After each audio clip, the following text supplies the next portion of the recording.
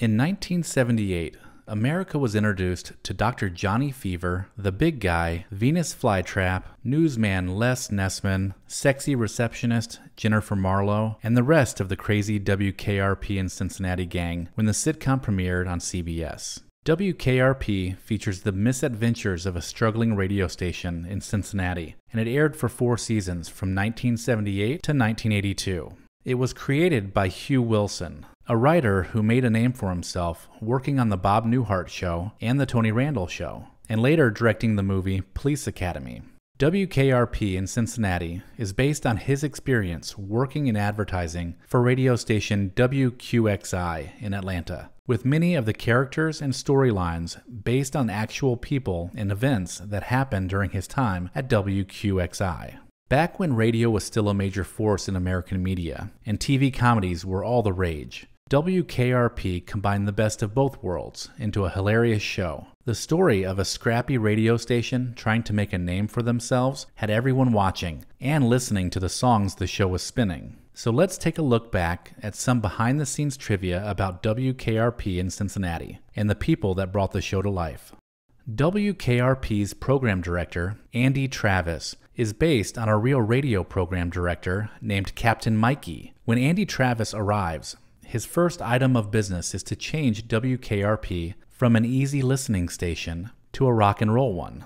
On the show, Andy knows his music and easily sells the station manager on his idea. This aspect of the character is based on real program director Michael Harrington, considered an innovator in radio and a walking almanac of rock and roll. The characters of Arthur Carlson, known as the Big Guy, and Dr. Johnny Fever are both also based on actual radio personalities. Johnny Fever can be traced back to Atlanta DJ Skinny Bobby Harper, who was famous for giving the Morning Moo cow report. Series creator Hugh Wilson also patterned other WKRP characters after his own family members. Bailey Quarters, for instance, was actually based on Wilson's wife, a woman who was shy and often spoke barely above a whisper, but always knew how to speak up when needed. When WKRP auditioned for its cast members, the role of Dr. Johnny Fever originally went to the Partridge Family's David Cassidy, but the pop idol ended up turning the part down. Of course, the role ultimately went to Howard Hessman, but only after he was invited to read for Herb Tarlick's character. But he flatly refused to read for anything but Johnny Fever. Music on the show was a huge part of why it was so popular. Many musicians had their music featured on the show, and it helped to launch bands and drive sales. Blondie, U2, and the Cars all benefited from the exposure. Blondie even donated a gold record to the show after their song Heart of Glass became a hit. Blondie was so grateful they donated the gold record to the show, and you can sometimes see it hanging up in the background during scenes that take place in the bullpen from the 2nd, 3rd, and 4th seasons. In order to afford all the music for the show, WKRP found loopholes to pay cheaper rates on licensing. Shows that were videotaped instead of filmed paid less in licensing fees, so the show was videotaped to save money on the massive amount of rock music fees it was going to incur. This loophole was meant to make licensing cheaper for variety-type shows from the time. The videotaped format contributes to why WKRP's video quality is noticeably lower than other shows that were filmed at the time. Due to the massive amount of music that was licensed for the show, syndication and releases of the show on DVD had to be altered when the license expired. Some of the music was stripped from the show, while generic studio music replaced other songs. In areas where dialogue and music overlapped, voices were dubbed by voice actors that sounded like the original characters. Needless to say, watching the show today is a much different experience than when it first aired. Not only did the show have a gold record hanging on the wall, but other posters and band paraphernalia that you see around the station were actual gifts from real DJs. When WKRP in Cincinnati debuted, radio DJs around the country were excited the show showcased their industry, and they sent in bumper stickers, posters, and other swag that was used to decorate the walls around the station. During the pilot episode, actor Richard Sanders, who plays newsman Les Nessman, is seen with an unexplained bandage on his head. This became a running gag throughout the entire series.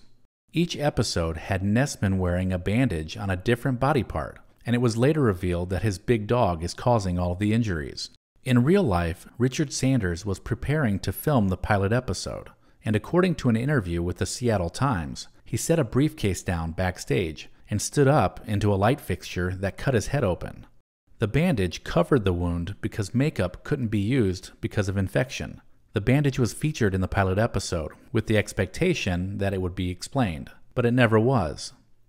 Sanders decided it would be Les Nessman's trademark, and each week he had another unexplained injury.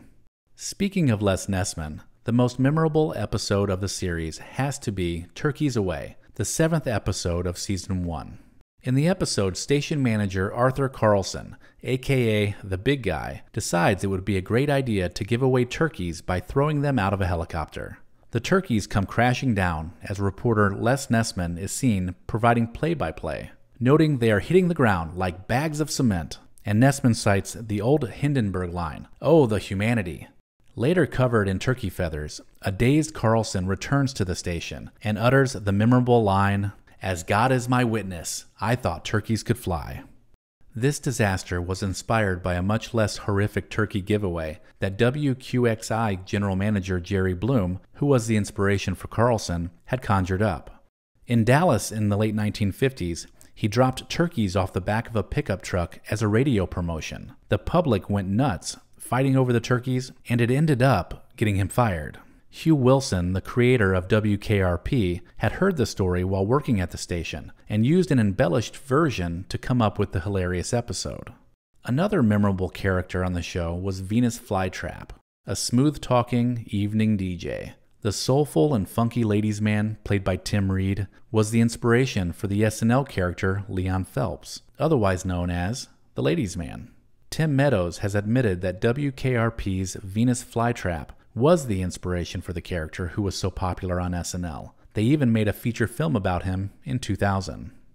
In 1980, following the assassination of John Lennon, the show paid tribute to him by placing a photo prominently in the background as a memorial. And amazingly, they didn't even address the issue on the show. WKRP in Cincinnati ended after 4 seasons. This was partly caused by CBS constantly shuffling it to different time slots. Over 4 seasons, the show was moved 12 times. During its run, WKRP was nominated for 10 Emmys, including 3 consecutive nominations for Best Comedy from 1980 to 1982. The show only won once for Outstanding Videotape Editing. Hugh Wilson did win a prestigious Humanitas Prize, presented for television and film writing that promotes meaning and human dignity, for his work on WKRP. 10 years after WKRP in Cincinnati had left the air, the new WKRP in Cincinnati series premiered. Many of the original cast members reprised their roles on the short-lived series, which ended after only 2 seasons. Show creator Hugh Wilson went on to direct many other television shows and also feature films, including Guarding Tess, Blast from the Past, and The First Wives Club. In 1992, he and his family moved to Virginia, where he occasionally taught screenwriting at the University of Virginia. In 2018, Wilson died from lung cancer at the age of 74. This series, WKRP in Cincinnati, was one for the books. From its witty and funny storylines to the music that defined the era, fans could not get enough. Looking back through all of these stories that made the show is like digging through a crate of old records. I hope it brought back some fond memories. Make sure to hit the like button if you enjoyed this video, and for more just like this, please consider subscribing, and don't forget to ring the notification bell so that you can be notified when I release a new video. Stay tuned for more episodes, and thank you so much for watching.